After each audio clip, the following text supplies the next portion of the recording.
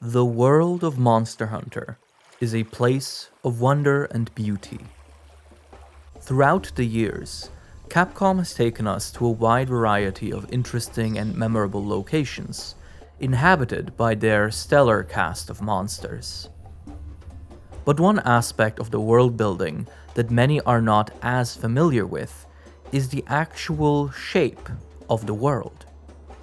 Where are all of these locations in relation to each other? What are their histories and cultures?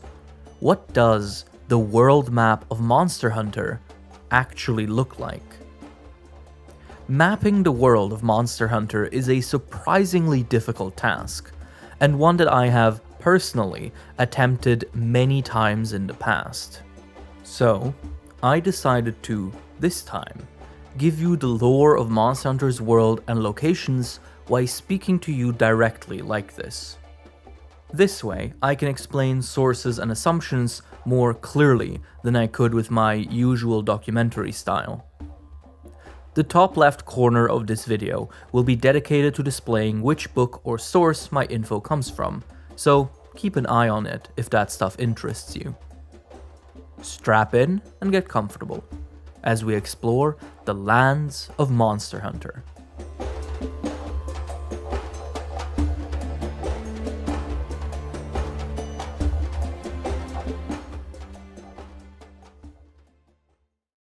Now, the reason that mapping Monster Hunter is so difficult is because we really do not get a lot of concrete information on where things are. The latest, most up-to-date world map we got for the series as a whole was in Hunter's Encyclopedia 2 back in 2006, with a small update to it being made in Hunter's Encyclopedia G in 2009. This means that our newest source for the Monster Hunter map is, statistically speaking, older than some of you watching this right now. This is also one of only 3 labeled world maps we have.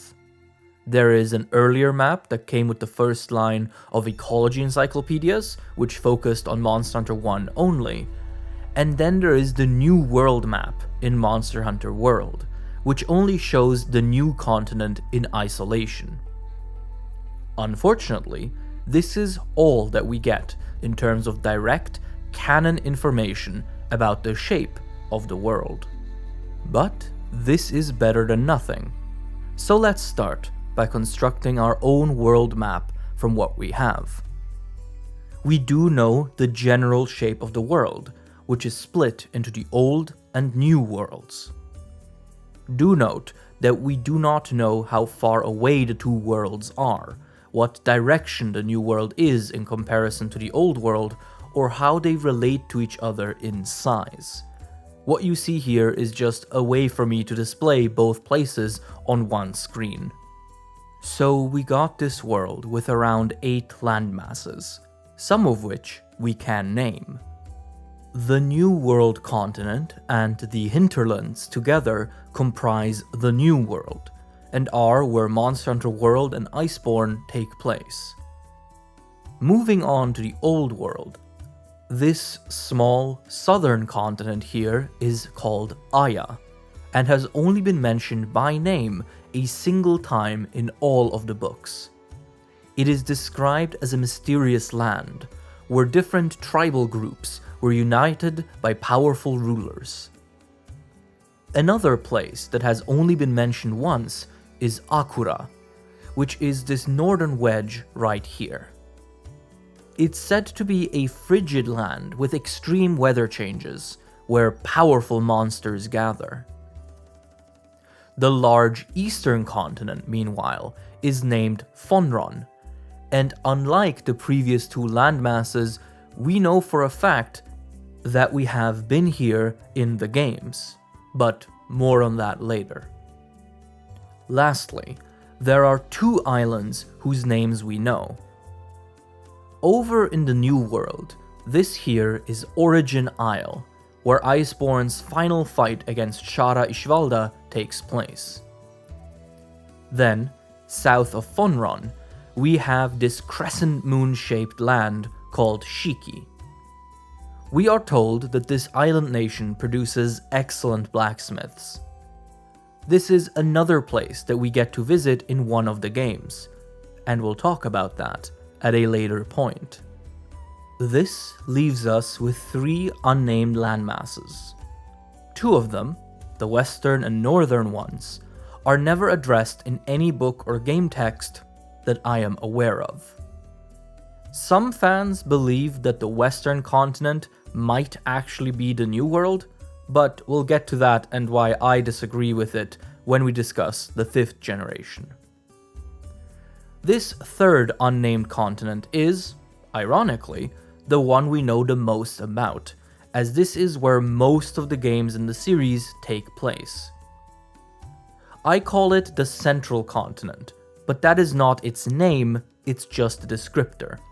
You will sometimes see it referred to as the Current Continent in some of the books, but that also seems to be more of a descriptor than a name. This land is separated into regions, with many varied climate zones and biomes. Finally, one more thing that we know is that the equator of the Monster Hunter world is here, as it is shown explicitly in the early Gen 1 map. Because that map only shows the old world, we do not know how the equator relates to the new world. So this is the general shape we are working with, sticking purely to officially confirmed information.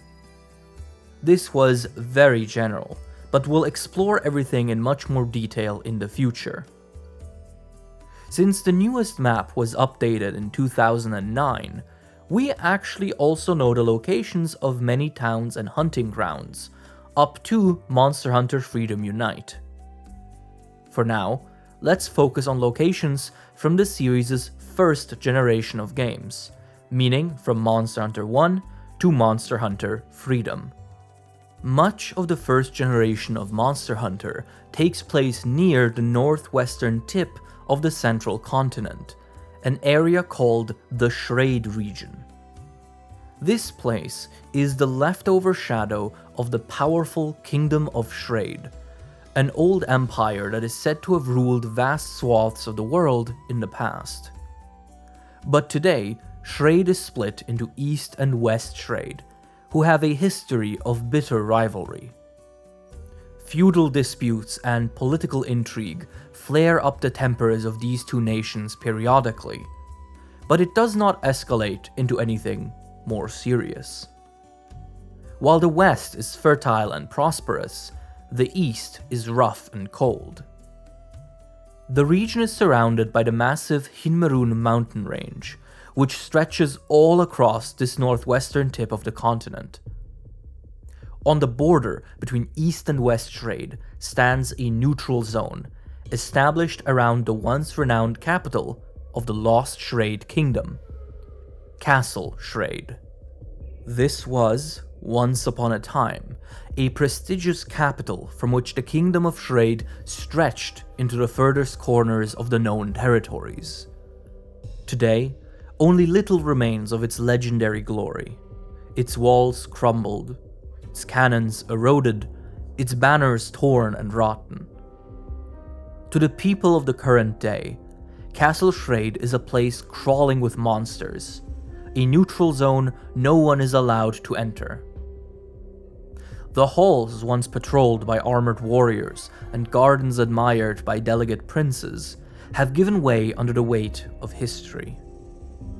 No one knows what exactly happened here. The Kingdom of Shrade simply vanished about 1,000 years ago. But in ancient murals and archaic folk songs, a particular belief about Shrade's demise emerges over and over again. That the kingdom was, for reasons lost to time, burned to ash by a single black dragon. This event, as well as its perpetrator, is often called Fatalis, translated by scholars as Battle of Fate. Within the world of Monster Hunter, this is considered mere myth. But for us, it's a different story altogether, isn't it?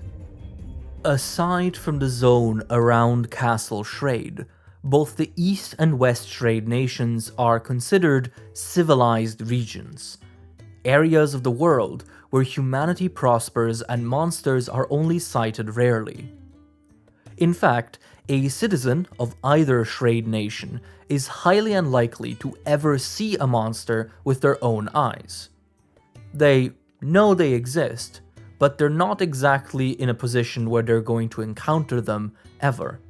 Think about how you know that giraffes exist, but have probably never encountered one in the wild.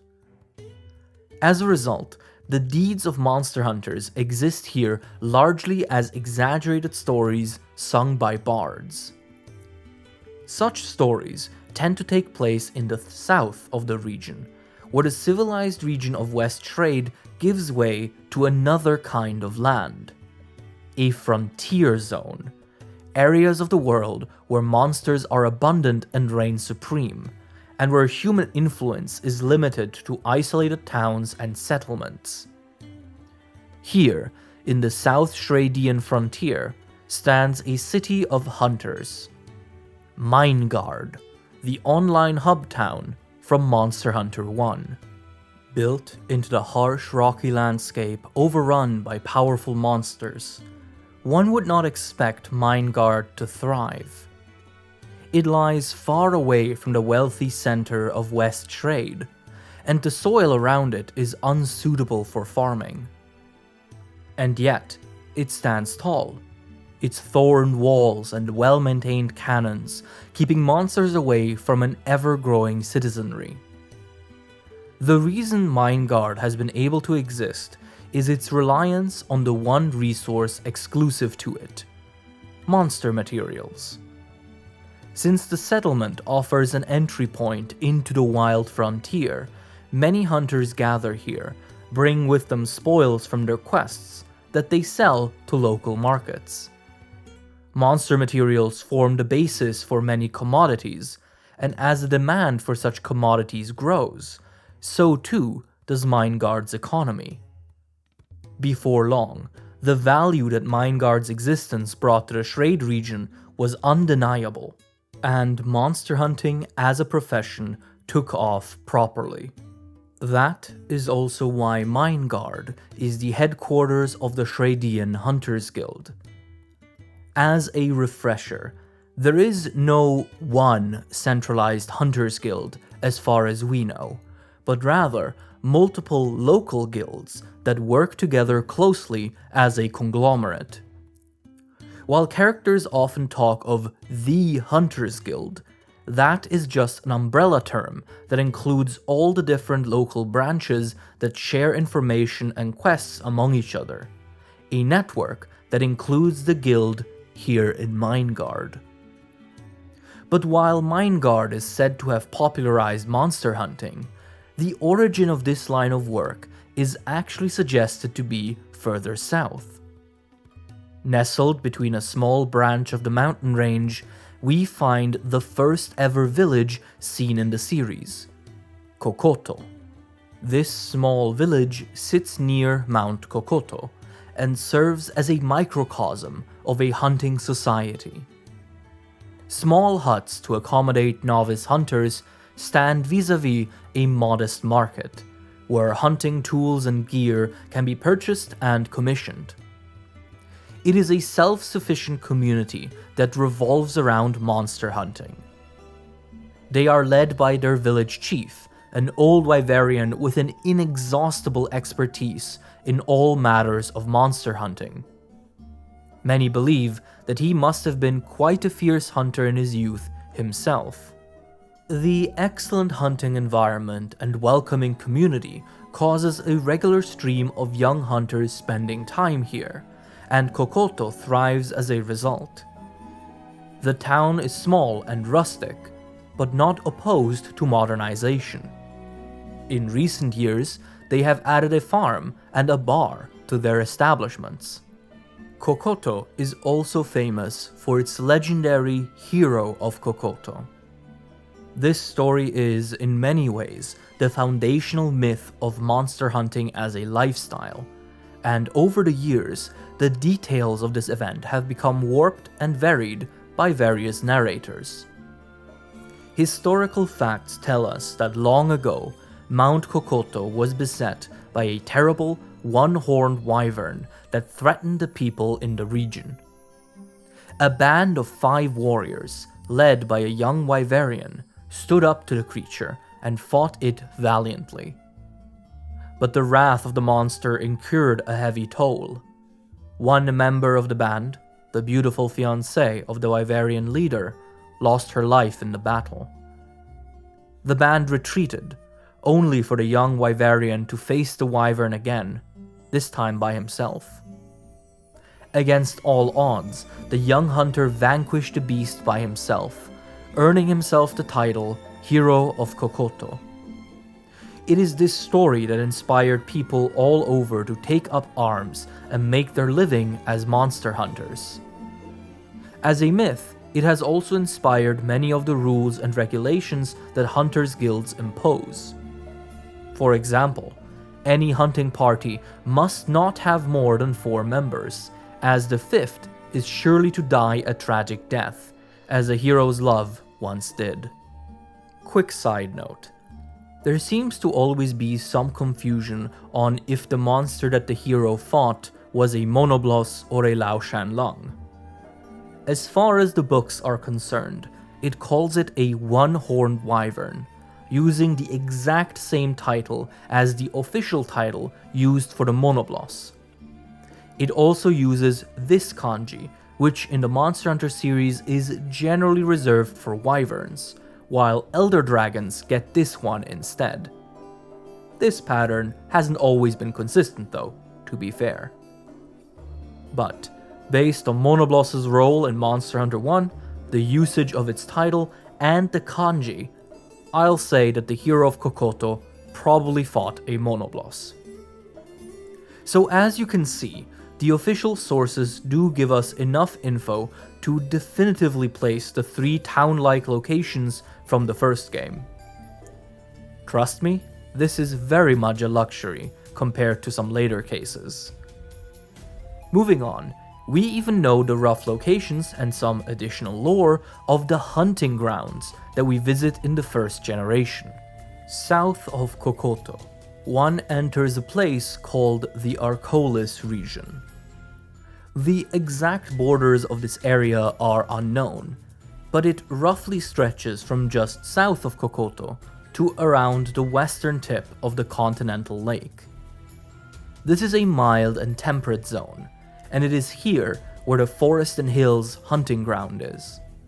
If you've only ever played Monster Hunter Generations Ultimate, you may know this place as the Verdant Hills.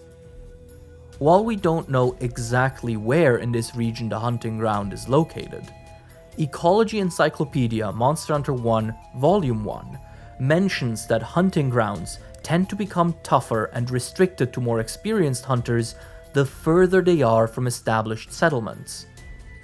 Considering that the Forest and Hills map is generally a very early game area, it's plausible to assume that it's somewhat close to Kokoto. This hunting ground is a lush and vibrant land, where monsters of many different kinds gather.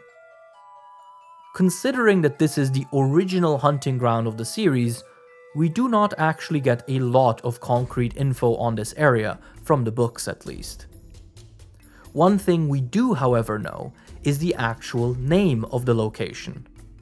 These are the Shilton Hills, which merge into the Silkor Forest. If we keep going south, we reach this land bridge here that connects the northwest, southwest, and central chunks of the continent. The southwestern coast is covered in a tropical forest, which is where the old jungle hunting ground is located. This place also gets a name in the books. It is called the Metape Rainforest. The variety of plant life and abundant fish species make it a paradise for many monsters, including Piscine wyverns that feed on aquatic prey. There are also fishing villages here, which often clash with local monsters such as the Yankutku. As we head further south, we reach this massive southern peninsula. This is an arid region, and is where many of Monster Hunter's deserts are located. In the middle, pretty much exactly at the equator, we have the Old Desert, which younger players might know as the Dunes map from Monster Hunter 4U and GU. This vast sea of sand is famous for its rare desert plants, as well as the many underground waterways that allow monsters such as Plesioth to travel here. Despite being a region with extreme temperatures, hunter activity is said to have increased here, and Encyclopedia 4 even mentions that there might be efforts to open parts of the area up for civilian activities, such as tourism. However, the presence of powerful monsters makes such endeavors difficult. Like the previous areas, the Old Desert also gets a name in the books. It is officially called the Day Desert. For now, instead of going further south, let's move back to the north and go to the northern shore of the continental lake. This lake, too, has a name. It is called the Geokruk Sea. Note that this is just my localization of the letters used here, and you could very well translate the name differently, but this is what I'm going with for now. The prefix geo is maybe most interesting, because you could localize it with various other spellings in English as well. The reason I went with geo here is that this fragment also appears in the name of the mining town you visit in Monster Hunter stories, where it is officially localized as Geofulcrite. So I figured I'd try to stay consistent with the series' confirmed localization precedent here, which is why I translated this fragment as Geo in this and some upcoming names. To the north of the lake lies the Old Swamp Hunting Ground that appeared first in Monster Hunter 1. It is called the Geoterrado Wetlands in the books, and is characterized by near endless rain. It is said to have been ignored by humans in the past due to how unpleasant and inhospitable of an area it is, but it became quite interesting to various authorities and guilds after it was discovered that the humid conditions promoted the growth of unique and valuable mushrooms. It's also described as an area that large monsters only rarely settle in. The north of the zone has cold caves, which are home to Kezu, as I am sure you know. Now, as we move southeast, we arrive at this small triangular peninsula. Based on the way it is described, this region seems to be called Erude or Elde. I personally prefer the former. This peninsula is said to be almost entirely saturated by volcanic mountain ranges, and it is also in the north of this region where we find the old volcano from Monster Hunter 1. It is a harsh volcanic zone with many rare minerals and ores, and a volcanic research team is said to have been formed to investigate the area. Encyclopedia Reprint mentions that one of their discoveries was that the intense tectonic activity of the region disturbs and aggravates monsters, and makes them more aggressive than they might otherwise be. These are all of the in-game locations from the first generation that we can definitively place. We have in-game towns and hunting grounds covered, but the canon maps give us one more category of location to uncover: towns that are never seen in-game. This is entirely unique to these early maps, and many of these places have only ever been mentioned here once. They are still fascinating to discuss, all the same. If we return to Minegard, and then go directly north, we hit a city called Veld. You may also see this place called Verudo, which is just the phonetic reading of the Japanese spelling, and also valid. It is the largest city of West Schrade, and is described as a fortress city with high walls, powerful cannons, and abundant ballistae. The crown jewel of Veld's military might is an enormous old cannon, said to be the last line of defense should any monsters make it this far into the nation. While one might think it a bustling and thriving place, the books also point out that it suffers a brutal class divide. The rich live in the inner city, protected by Veld's arsenal and infrastructure, while the poor huddle together in the outer city, exposed and neglected. Moving northeast, past Castle Shrade, we find Revel, the capital of East Shrade. Again, you might have seen this location under the name Riveru in previous translations, including ones that I've done. It is said to be a place with long winters and harsh weather conditions, where the use of hot drinks is essentially mandatory.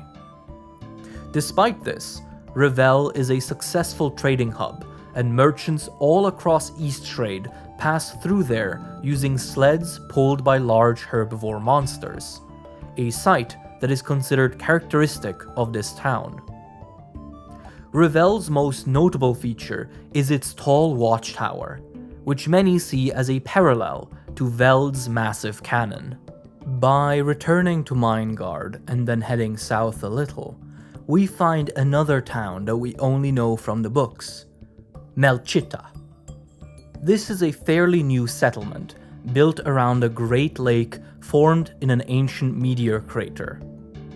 Its population consists mostly of hunters stopping by on their way to Minegard, and researchers intrigued by the meteor lake. Next, we push southeast to the western tip of the Geocrux Sea. Here stands a town called Metapetat, a community built from the ground up by monster hunters. Built into a path carved by passing Lao Shan Lung long ago, this village serves as a gateway to the southern hunting grounds, such as the Old Jungle. As it has access to the continental lake, Metapetat also gets a fair bit of trade by sea. Following the shoreline of the Geocrux Sea south and then east, we arrive in Geo Wandreo, the largest city in the frontier zone.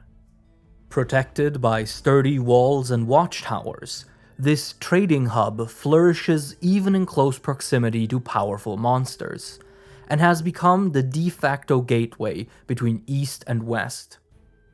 It is described to have a waterfront market suspended onto rafts, and is a place many new technologies are developed in. It is also stated to be the town that introduced Shradian hunters to dual blades. The next town we know of is further south, at the eastern shore of the desert peninsula. This place is called Rexara, and is described as an oasis village. This town serves as an entrance to the deserts in the south, and many hunters pass through it regularly. This is expected to improve Rexara's economy over time, allowing it to grow steadily. While the previous unseen towns got their own little blurbs in the books, this last one is only ever mentioned offhandedly in a paragraph about Erude. Here, somewhere in the north, lies a small village called Nganka.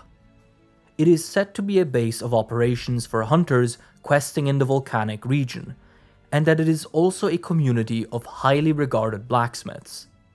It is noted that most active and renowned blacksmiths have traveled to Nganka at some point in their careers. And so, this is what the world map of Monster Hunter looks like at the end of the first generation, based entirely on canonical information given to us in the lore books. This was fairly straightforward, which is not something you should get used to. There are another handful of areas we get definitive locations for in the second generation, but past that, we will have to speculate and theorize. That, however, will have to wait for a future episode, one that I hope you'll join me for again. I want to take a moment to thank all the people that have helped me getting my mind around the Monster Hunter World map, which includes Lutyrannus, Zugzwang, Band Lagaiacris, Shrade Academy, Goji, and Mufa Melody. I could not make videos like these without relying on the help of some wonderful people in the community, and I'm really grateful. But also, of course, thank you for watching, and happy hunting. I want to also thank all of my wonderful patrons and YouTube channel members.